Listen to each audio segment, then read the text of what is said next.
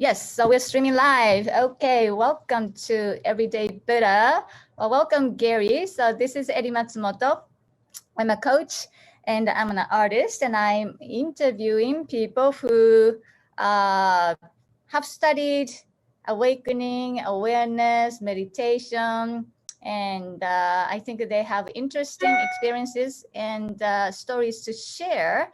And today's guest is Gary, and let me read the little blurb he wrote for me.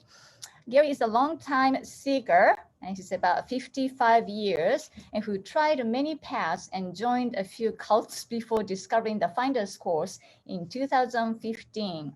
Since taking the Finder's Course, he's continuing to explore different paths and may even join another cult if he finds the right one. His current passion is non-dual Shiva Tantra Trika division. You have to explain that to me, Gary, which is not a cult, by the way, just for the record. So that's his blurb. But I just wanted to mention my personal experience with Gary. He's been a friend since Finder's Course. But beyond Finder's Course community experience, I had a chance to work with him a little bit because I did a few paintings commissions for him. And my impression beyond two things. Did you forget something, Gary? My wife needs the key to the car. It's in there. It should be in there. Sorry. Yes. Sorry. All right. Oh, okay. So back to here. So what was I saying? Oh, so two things that really impressed me about Gary. But of course, sense of humor. With all the Facebook's posts and his quick wit and sense of humor is well known. But the other thing I really noticed is that he kind of sometimes sounds rough, kind of blatant sometimes, that direct, when you talk to somebody or put the Facebook comments. But beyond, underneath that, when I was working with him, I just found this really, really sweet, very thoughtful, very considerate, super sweet. He's embarrassed. But anyway, I just found that underneath his kind of a surface Gary character. But anyway, so I just got to like Gary so much. So that's why I wanted to interview him today. And I don't really have agenda, but he's doing all kinds of interesting things. He's teaching classes, interviewing other people. So I just wanted to start whatever Gary wants to share. You can talk about your childhood trauma, or you can talk about different cults that you studied, or rasa, or Kalima. So let's start. Yeah. Gary, so would you like to introduce yourself? Yeah. Hi, Eddie. Thanks. And I'm looking forward to interviewing you too, because like you, I'm also doing a series of interviews with. I'm calling it interviews with enlightened people. So you're calling it Everyday Buddha. I'm calling it interviews with enlightened people. It's all the same stuff because these are people that are of interest. Because why? I personally, to be honest, I only find people who are let's call it on the spiritual path in some way to be of interest. Other people I don't find to be that much of it, even though everybody's wonderful, everybody has their own charm and stuff. But I'm only interested in spiritual seekers and those who either have awakened or not, doesn't matter, but who are pursuing this one thing that called me, that gripped me like 55 years ago and hasn't let go. So like I can relate to that. So but as far as childhood trauma go, yes, it's all my mother's fault, and I want to get that. I want to get that up front, Mom. So no, but it's a good thing to bring out. I first of all, no, I was not traumatized as a child. I understand a lot of people were, of course, but I don't. One thing I don't like to do is dwell on the past. In other words, I don't. No, I wasn't traumatized, but also whatever happened in the past is like. I like what Nisargadatta said, because somebody was saying, "Oh, tell me about your," like one of the seekers went to, "Oh, tell us a little bit about you, Nisargadatta," and then he said, like, Forget about that. It's irrelevant. My history, my biography is irrelevant because how's that going to help you finding out? Oh, I went here, I did this, I did that. So I take that as a cue because really, when I think about it, it's like, yeah, we all have a story. I have a story. Everybody has a story. I went here, I did this, blah blah blah, da da, but is it relevant? Well, I mean, to me, it's not that relevant because I find that when I meet somebody, it's like, yeah, if they want to tell me their story, okay, I'll listen to your story. But really, is it relevant? No, I want to find out what's going on now. Like what's going on for you now, not yesterday, not what might happen tomorrow. Who knows what's going to happen tomorrow? But like, what's happening now? So I'm more geared to that kind of a thing. Mm-hmm. But having heard that, but still I'm curious about what you're up to right now, this scary character. What did you call that? Non-dual Shiva tantric something.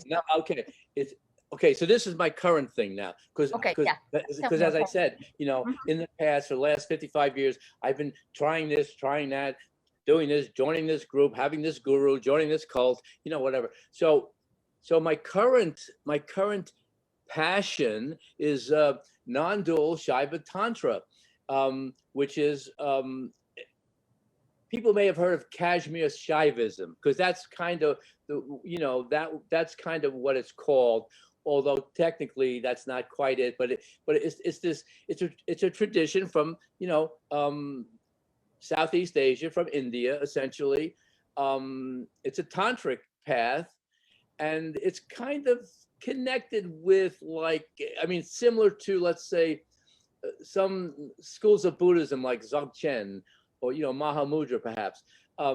So it's a path. It's like 1,000-year-old or 1,200-year-old tradition, and it was something I was always interested in because it always caught my attention. Kashmir Shaivism kind of like was always looming there, but I tried everything, like Buddhist paths and other Hindu paths and Christian paths, and East and West. So just recently, through the Finders course, and some friends in the Finders course who discovered this teacher, Harish Christopher Wallace, and they said, "Oh, we're doing this great stuff with this guy." And I said, "Oh, well, tell me about it." And they did, and then I kind of got like drawn in. You know what it's like? It's like the movie The Godfather, right? Where Al Pacino goes, "Just when I thought I was out, they pulled me back in." Just I said, I'm taking a break from all this spiritual stuff, and they pulled me back in. So now I jumped into that. So I'm doing that now, but also I haven't given up my other interests because I have my own shtick going too on the side. I got my own thing going on the side. I do these Kali energetic transmissions, which was based on the Rasa thing, which is a whole other story. Mm-hmm. So I got a few. So I'll put it this way: I have a few irons in the fire.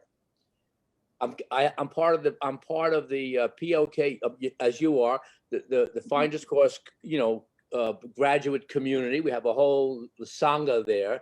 Then I've got the non-dual Shiva. We call it a kula. It's like same thing like sangha. Kula. It's like the spiritual family.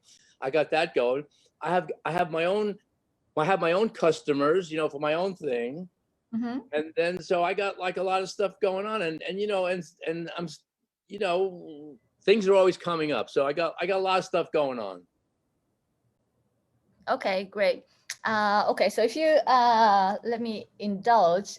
So I did a kalima for you. So just for a minute, if I can screen share. Yeah, that's a great picture. Yeah. So okay, so this is all it's all connected with what I'm doing with the non-dual.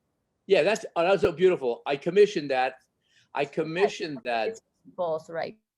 There it is. That's beautiful. Yeah. I have that hanging very prominently in my shrine room, right next to my altar, where I have all my other, ritual kind of stuff.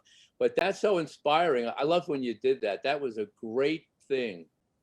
Yeah, thank you So you gave me the idea. So this is a kind of kalima you had in your mind. So gave me a few images. And then from there, we talked to each other, like, oh, what shall we do this? Do you want the dead body on the bottom?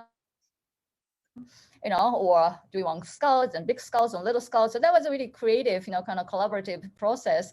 So that was really fun. So I'm glad you liked that. Let's see, which one did we do first? We did the kalima first, right? We did Kalima first because that was the most important one, because I wanted something to evoke, her wrathful, Kali has different aspects, but her most famous one, I guess, is the wrathful deity.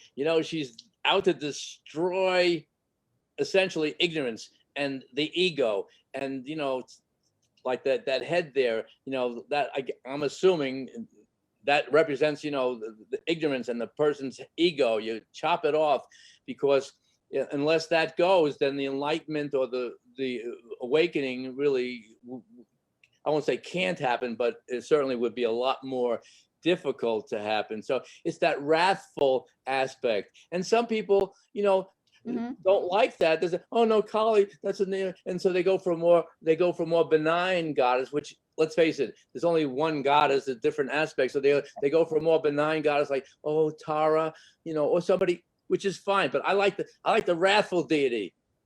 I like that. So you brought it out, the fire, and the fire is like, that burns up all these, all these ignorant thoughts and stuff, so just throw everything into the fire and let it burn up.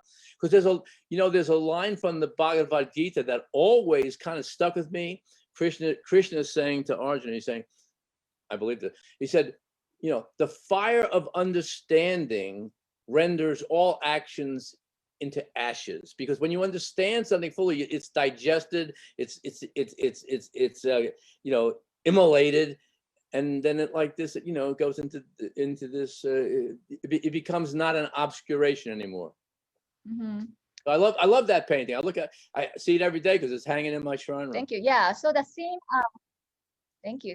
Yeah, and it was really fun project, and it goes with both of them. So one has this the head cut off, and if different teachings they talked about, headless way or chopping the head off. So which a lot of people think as a little human being is in control over here, and then kind of moving your body. So that's the self, the person, the character. But just chop that off, because there's really no such thing as the person. And then after this, we moved to, we wanted to do your portrait. So what are you? Before you get to the portrait, I'm glad you mentioned Headless Way, because, Headless Way, I want to give a little plug for Headless Way, because Headless Way was really important to me during the Finders course. The Headless Way, Douglas Harding's Headless Way, and Richard Lang, he's now the main proponent of that, and he gives satsangs and meetings all the time. That was very important to me, because I didn't connect it so much with the Kali Ma stuff, because the Kali Ma stuff kind of kicked in later after the head. But the Headless Way is that whole idea of, like, you said it well. It's like, all the head, all the buzzing, but if you go headless, and I'm not, and I know it's a very specific kind of technique that they have, and people should look into it if they want to, the Headless Way with Richard Lang. But that whole idea of headless is beautiful, because, like, who needs a head? I mean, in a certain sense, it's not needed. But anyway, I don't want to go off in that tangent. So then you did a portrait of mine, but there's a background story, because you asked people, you said you wanted ideas, like what would be iconic for. Well, you tell it. I think I wanted to do true portraits. So it's not how you look, your wrinkles or eyes or hair or something like that. So what are you really? Sort of like a director inquiry. We did a who are you? What are you? So you keep asking. So what's left? So it's not gonna be this person like we talked about. So this little head, and I'm retired, whatever you were, I don't know, retired teachers or bankers or whatever. So it's really not that. So, but what do you think as a true essence of you? And then we came up with the fire. So of course we didn't need the face, we didn't need the head, but we wanted you wanted to have the beanies, the hat. So that was kind of important to you. Not important, but it kind of symbolized that something you have affinity with, and along with the beads. So we kind of left those, because otherwise I'm not gonna paint anything, essence of Gary, maybe just the fire, but I wanted to have a little Gariness in it. So, these are the Gariness that's left without the head. So that's what we came up, and this was a lot of fun. And it was a lot of fun kind of painting those beasts too, because, you showed me some pictures and I kind of have to have you resubmit a few times because the first pictures are kind of blurry. I can't see these beads, the details, I need the details. So anyway, so would you like to say more about either your bees or beanie or fire? So, what put into this painting? Okay. Yeah. So what as you explained it, you wanted to paint like the essence of the person or the true character. Yeah, not all the wrinkles and the the old age stuff, which was good, especially in my case. No, Which I can do too. so what I came up with was actually I was inspired by this. Is it the painter Marguerite or somebody had Yes. the hat and the torso, but like no head. It was like, so it's like the headless way in a sense. And I remember seeing that picture, like the guy's hat and the guy's torso, but like Yeah, no, the apple, the green no, apple just space. instead of the face. It was just space. Just face. Okay. So so that was like the seminal idea I wanted to get to, because I didn't want you to represent my face, because the face is not the essence of the person. And I was saying like, so, and I didn't want to just imitate that. I didn't want you to imitate that picture of Marguerite, so I said, well, kind of what's my what's my essence in a sense. I mean, in a sense, or even, let's not even use the word essence, like what am I really about? And actually what it boiled down to, like, hey, what I'm about is the same thing that this version of Kali is about. It's like, hey, like, burn it up, baby. Burn up burn up all these conditioning and all this ignorance and all these stories that we have going on all day long. Well, not so much anymore, but like sometimes, like, you get these story blah blah blah blah. This is all like taking you away from your essential nature, which has nothing to do, which I won't say has nothing to do with those stories, but it goes way beyond those stories. And so I said, what do I like? I like this burning aspect. And because I wanted to, I had the hat on because I was wearing a hat every day. I mean, my head was cold. Yeah, it was like, I think it was I was wearing a hat every day. So let's keep the hat, because I wanted to keep keep something like it in that other painting. And I wanted to wear beads and stuff because all my life I was like, like a spiritual seeker. And so I still wear some beads. I still, it depends on my mood, but I was like always wearing beads because that was like, who I am. I'm a spiritual seeker. So I got beads and I got malas and I got all kinds of stuff going on, And so I wanted to represent that because that's part of my history. So that was, and then it was just like the collaboration that we did with the Kali Ma. It was like back and forth. What do you think? You say, how's this look? I said, nah. And how about that? And you said, so it was like a collaboration. So then you more or less came up with the. I told you what I was kind of gearing at, and then you came up with. I love it myself. It might be self-indulgent, but I love it. And I have that hanging next to. On another wall, in my shrine room, I have the painting you did of me. Okay, yeah, thank you. So let me I think so enough of that painting. So I'm gonna stop sharing and let's just look at our faces again. Here we go. Okay. So it might contradict a little bit with what you were saying about history is important, but for the sake of this Facebook Live, I think a lot of people are interested in meditation, awakening. So if there's any significant experience you had, like an awakening experience, but I'm saying that bring it up because sometimes people seek that, But then after you get there, you kind of think, looking back, yeah, that was good, that was interesting, but maybe it's not as important. So I think, with from both ends. So if you want to share, if you had any significant experience, and after that, how that means now, was it that significant or was just an entryway? Yeah, well, I would say that the only really significant I've had, as probably everybody has had, every spiritual person seeker has had significant experiences along the way, and kind of those experiences are kind of what keep you going. It's like, oh well, yeah, what the hell, this is really it. Okay, but the only experience that I would want to allude to would be the experience that I consider to be the experience that like got me over the hump or over the edge from non-awakened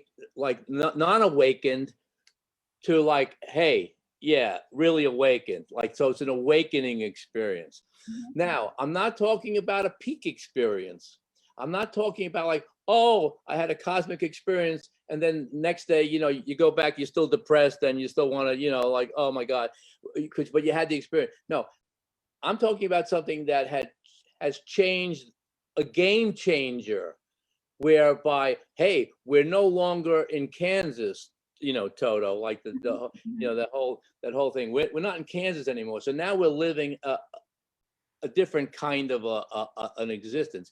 And so that experience I owe to something called rasa, that Ramaji, I discovered Ramaji after the Finder's Course, but through another Finder's Course participant, Rich Murray, who died a few years ago. He Right. said, "Hey, did you ever hear of this guy?" And I said, "No." And then he showed me a book that he wrote, or he alluded to it, and I got the book, and the book was called 1000 by Ramaji, and I said, I got to get in touch with this guy. And here's an interesting tie-in. The reason why I felt I had to get in touch with this guy, something resonated. And what was it? This guy, Ramaji, had an experience out in California at the Ramakrishna Vivekananda temple out there of Kali Ma.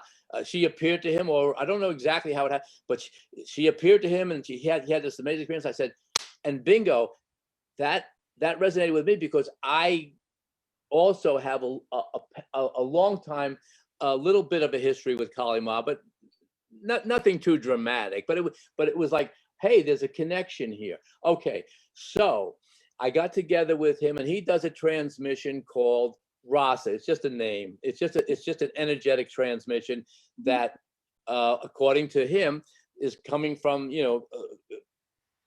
the divine feminine, the goddess. We can call it Kali. That's fine. He calls it Kali. So do I. But other people might use different words. Doesn't matter. It's the divine feminine. Okay. So I said, well, sign me up. And so after about 40 or more of these transmissions, I tipped over into awake zone. Okay, but there was no particular dramatic experience. It just was like, oh yeah, okay, I got it.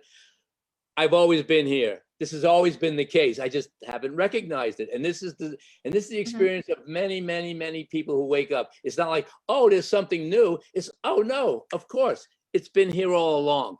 It's the natural state. It's not a peak experience, by the way, and it's not an experience at all. It's not an experience. And this is where people get hung up.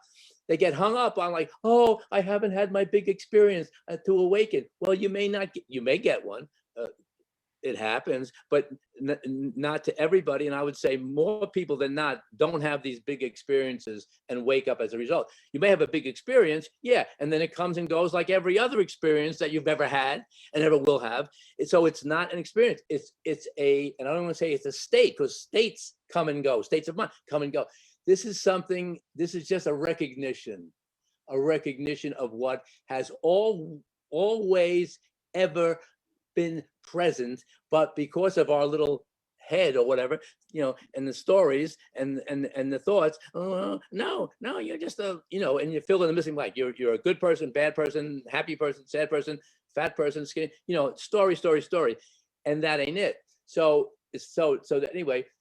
And ironically enough, now I mentioned before to you that what I'm into now is this, non-dual Shiva teaching that Christopher Wallace Harish is transmitting or teaching, and one of his main books is Recognition Sutras. And as I said, it's not about finding new stuff. It's about recognizing what's ever present. It's all, it's here now, kind of thing. And that's also where the headless way comes in too. It's like, hey, you don't have to go anywhere. You don't have to do anything. You don't have to conjure up stuff and go to some, higher plane or, conjure up some kind of mystical experience. No. Just be present and see clearly what's happening here. So that may have been a long rant, but that was the one thing I would allude to as like getting me over the hump from, I would say, like not awake to, yeah, I'm awake. Hello, so that's the difference. So what's the difference after that you recognize, who you are, it's always been here all along. So now you recognize that, but you're still kind of interested in other things, this new recognition sutra. So is that like a hobby, just kind of having fun with it? Well, or it's not like you're seeking the next thing, right? Mm-hmm. No, but it's both. It's a hobby because I'll be doing this for the rest of my life. I'm sure. If there is something after, I don't know that there is or there's not, after non-dual Shiva Tantrism, well then, because you know what it's like? I'll tell you what it's like. There's this famous Zen expression, right? Before enlightenment, I chopped wood and carried water. Well, what did I do after enlightenment? Water. I didn't become a nuclear physicist. I chopped wood and carried water. Why? Because that's kind of what I do as a character. So as a character, what I do is I love getting involved with spiritual teachings. I don't know, it's fun, but there's more to it than that. It's not only a hobby, because just because you have an awakening, or just because you are awake, and there are many people in this category, that doesn't mean that the game is over. No, in one sense, the real game is beginning. The other game, that's not the real game. The real game is now what? Okay, so just because you're awake, first of all, there is a spectrum of awakening. It's not, it's not like, oh, I'm awake and now that's it. No. There's a spectrum of awakening. It's like the sun can dawn at 6 o'clock in the morning, but it's not till noontime that it's blazing. So there's that. Another thing is there's a deepening, there's a stabilizing. Don't forget, like in the Zen tradition, for one thing, somebody would have a Kensho or a true awakening, and the master would say, yeah, you got it, that's it. Okay, now go into the forest for 14 years and really get it. Then come back and then we'll talk, and maybe you can go teach or something. Nowadays I have an awakening. Hey, I'm putting out my shingle, man. I got my, and I'm just as bad as everybody else. You get your website, and then you get your thing, and you get your clients, and then blah blah blah, and everybody, it's like the Neo Advaita thing, like with Papa G, and then all the Gangaji, and everybody, Andrew Cohn, everybody. And I'm not saying these people are not awake. Of course, I'm not. They are. Gangaji, I love Gangaji. Yeah. Andrew Cohn, not so much. But okay, let's leave that aside. But I'm saying everybody's enlightened now. Everybody's a teacher. No. You need, I think, to get a little seasoning. Otherwise, it's the blind leading the blind, right? So in other words, you get some seasoning, consolidate, work off these samskaras, the conditionings that are still there. If you're an asshole before you're awakened, just because you're awakened, that now all of a sudden now you're totally transformed. No, but you have to work through these things. So there's that, and so that's what I find very good, by the way, about the non-dual Shiva Tantra. This is all about seasoning, deconditioning, digesting all your experiences and stories. So Yeah, yes, it's a hobby, but also it's more than that, because there's so much more to do and to happen, that it's only the beginning of the game. It's certainly not even the mid game or the end game. Yeah. The part you mentioned, before enlightenment, you're already an asshole, and then after the enlightenment, you might be still an asshole. Well, I know plenty of assholes who are enlightened. No, I'm serious, because the character is still there. No, really, the character is still there. The conditionings are still there. I may be one of those people that I referred to. It doesn't matter, but because the thing is like all those conditionings are not changed. Again, you don't go from a chop wouldn't carry water to like a great artist or something, because it's not, you have to work with the character. So just because somebody's awakened, yeah, it doesn't mean they're not going to, fall into the same traps as a lot of other people who, who you would say, well, they're not awake. But so anyway, my whole point is like there's still stuff to be done. Right. Yeah. So that reminds me, actually, two things. One is Brahmaji. I read his story, and I think he had a rather sudden awakening with the Kalima. So, and then his personality changed. So I think his ex-wife or that wife at that time said that, you changed so much. I want my husband back. So I remember, reading about that. I don't know if you know anything about that. But anyway, I think it's sometimes the personality might change. But that's something I just kind of thought of. The other thing I wanted to mention is that, so awakening is just kind of one. If you kind of look at the Ken Wilber's thing, this awakening is only one column. There are other growing up and showing up and cleaning up. So the thing I was going to mention, because of the asshole. So you might be enlightened, you might be so elevated in consciousness, but you maybe haven't cleaned up your act or your family thing, or speaking of childhood trauma, I'm not hung up on that. But just as an example, somebody have some issues, personal issues, or habits, or social issues, relation issues. So they might be still there and overlooking that issue. So what do you think about approaching something outside of the enlightenment spectrum? There might be some other thing that needs to be cleaned up, or the person needs to grow up. So how do we go about that? Yeah, I agree totally, because that's where spiritual bypassing comes in. The famous spiritual bypassing. Like, hey, I realized myself as the absolute, pure consciousness. I'm not the body. I'm not the mind. So I can be an asshole because I know that I am. See that's like spiritual bypassing. Not to deal with. I give a classic example, because I have a friend of mine. This is a classic example. Like, he found out his wife, and this is like an awakened guy, found out his wife was cheating on him. So his response was, oh, it's all Brahman. It's all one. But meanwhile, I knew damn well he was seething inside, because I know the guy and he's a friend of mine, and he was seething. But it's like, no, everything is cool because it's all Brahman. It's all one and everything. And this guy is, is one with me. But and if he really felt that way, that would be cool. Okay, it is all one. I'm not going to argue. But he wasn't dealing with his real situation, which is like, I'm pissed. I'm awakened, and I'm pretty pissed that she's going around screwing around with some guy. Okay, so again, that's the spirit, where the spiritual bypassing is, as opposed to like, let's deal with our issues. Okay, so I'm awakened, and yes, I get angry, or yes, I get depressed, or I get whatever. Okay, so these psychological situations don't just vanish. So and I heard a great quote from a Buddhist. I forget who it was, but it was a good quote. Some Buddhist master said, "Hey, there are plenty of enlightened Buddhists who could use a lot of psychotherapy. Hello, and we know some of these people. I'm not going to name names, but it's all over. It's all over the joint. Internet and everything. It's like, well, this master didn't kind of integrate his like sexual or whatever going on in a healthy way, and he's always out, doing all these things. So anyway, not only Buddhists, I'm not knocking only Buddhists, Hindus is just as bad, Christians. I mean, doesn't matter who you are. So in other words, it's like, just because you're awakened doesn't mean you don't have shit going on.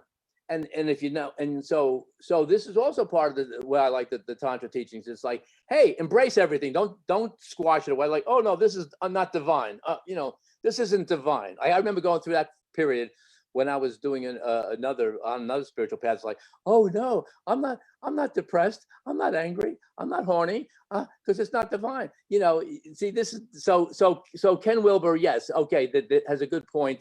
And I'm sure Adi Ashanti is in the same thing of like, and other people, Rupert Spira, I don't know, they all have this thing of like, okay, you woke up, now it's time to maybe like grow up. I'm thinking of, I can't think of his name. Anyway, he's a really good teacher. Awakened Awareness. Locke Kelly's a good guy for this. You know, in other words, okay, you're awake. Big deal. First of all, big deal. Congratulations. Now what are you going to do with that? So it's time to like clean up and grow up and digest and integrate. And so anyway, that's probably a long answer, but yeah, no, there's still work to go on. Yeah. Cleaning up. Yeah, well, it is a lot of work. As you say, I think that there are psychotherapists for people who are on spiritual paths. So I think that is important too. So I just want to hear a little bit about what you're up to. So you have your own website, and that's what I did the painting for. So you do your own transmission, you teach, you have a sangha. So what's your activity? So okay, so like, here's the funny story. All my life as a spiritual seeker, all I wanted to do was become a spiritual teacher. Oh God, I want to be like, I forget who it was. Well, like maybe like Nisargadatta, okay, or somebody like that, Ramana Maharshi. Okay. So when I finally got to a point where I might have been qualified because I was, you know, awake to a certain degree. Again, there's a spectrum. I realized, oh man, that's the last thing I want. That's the last thing. Spiritual teacher, having disciples? Oh God, I used to be a disciple. I know what it's like. It's like, God, a fate worse than death. No, I don't want any students. I don't want any disciples. I don't want to hear about anybody's, you know, oh, how can I find the job that's right for me? Or how can I find my soulmate? I don't care. You know, so anyway, trying to make a long story short, I threw that idea out the window. So I don't want to be a spiritual teacher. I don't want to have anybody teaching. But because of the effect that this divine energy transmission had on me, the rasa with Ramaji, and also I want to give credit to his partner Ananda Devi, because she was also very, very instrumental in my I won't say transformation. I'll say recognition of my already awakened condition. Okay, put that way. So because I was so impressed with that, because that's the one thing that did it to me, did it for me, the one thing. It wasn't the finder's course. It wasn't this thing. It wasn't that thing. It was the rasa thing. I said, I wanted to do this. I want to be able to do this for other people. So I trained up. After I got to, you know, a certain level, because Ramaji's thing is based on the level of consciousness. I got to a certain level. So, okay. So then I trained up in this, and I was doing this rasa thing for other people. And I would say pretty successfully. I have no other way of describing it. And then I felt other things were coming into the picture, coming into the play. I felt that I was being called inwardly to do like my own thing, but it's really a variation on that. It's like Coke and Pepsi, right? In other words, well, you know, Coke is one thing, Pepsi another thing, but they're both colas, you know what I'm saying? But you know, you can't, they're two different things. So in other words, so my thing, which I call Flame Gem, where that name came from, God only knows, because it came from God, because I didn't dream it up. It just kind of came into my consciousness.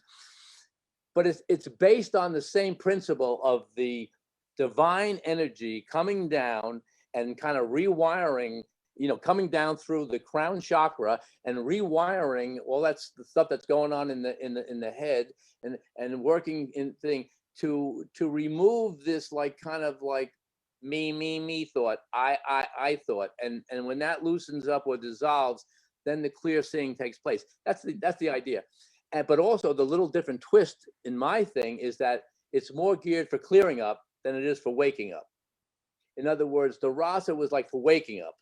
This is more like, okay, you're awake. Now let's do some clearing up. So that's the difference. So I have my own thing going. I have my own little group of people that I do this with. I'm not seeking to promote it. It's word of mouth. I'm not seeking to promote it. I don't charge money for it. I'm not trying to make money. It's like a service. I regard it as a service because now what's coming into my picture is like, what's coming into my mind is this. And this is not necessarily you have to have them in the same order, but this is the way that you wake up and then you kind of clear up.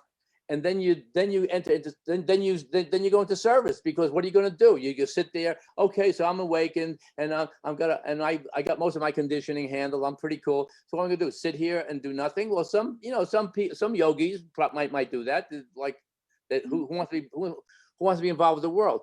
But there's also the sense of service that comes into play. And as I say, you could be of service. You don't have to be awake to be of service. I'm just saying that seems to be the way it is. In my case, the way, okay, wake up, then kind of stabilize and clear up a little bit. Get your shit together. To the extent possible. But then you have to give back. Let's give something back.